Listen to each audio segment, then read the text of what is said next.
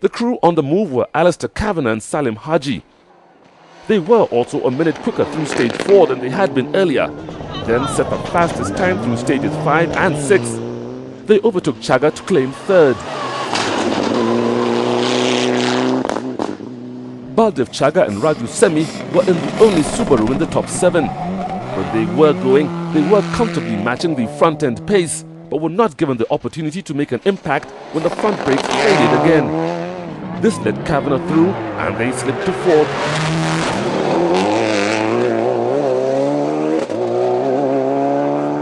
After the service halt, the National Oil pickup was reluctant to continue and needed coaxing back to life.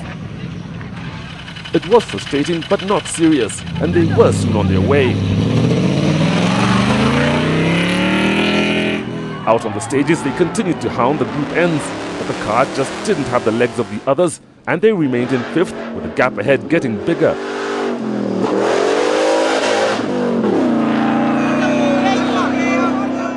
With the passage of so many cars, the road was becoming more and more rutted, but Peter Horsey and Moses Motovu got through without difficulty. The trick you can do here. 50, slow left, plus. They'd planned to haul in Duncan, but were held up with cattle crossing the road and remained in 6th. Further down the leaderboard, Azhar Anwar and Julius Gigi were trying to recover the earlier time lost, but they punctured again.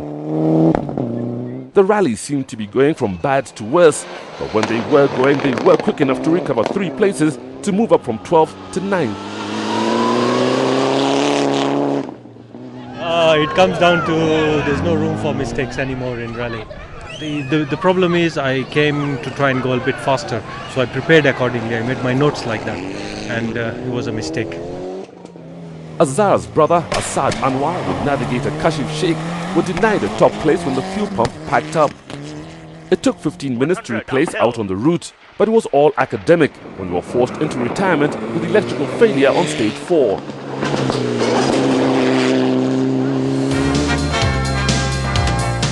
Lee Rose hadn't missed a beat and by the halfway point had extended his lead to nearly 2 minutes.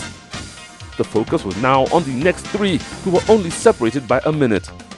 Duncan's hopes of a podium place were diminishing.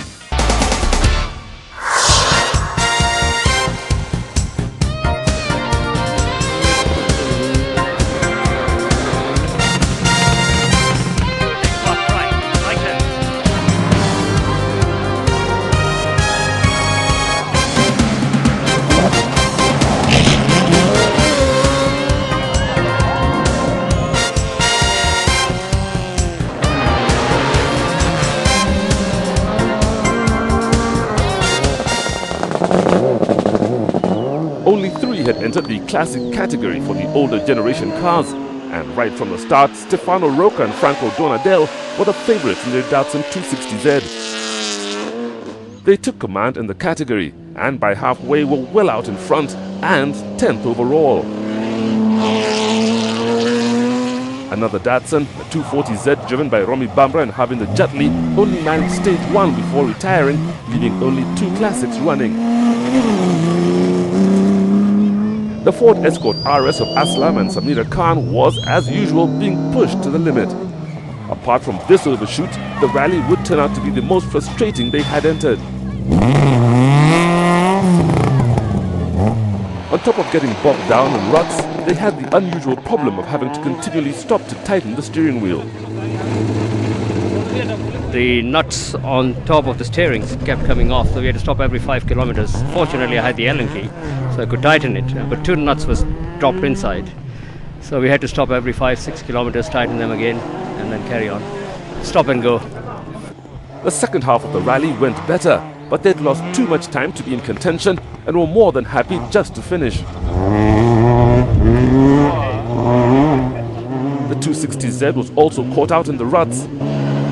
Their biggest problem was the power of the car, which made the back end dig in.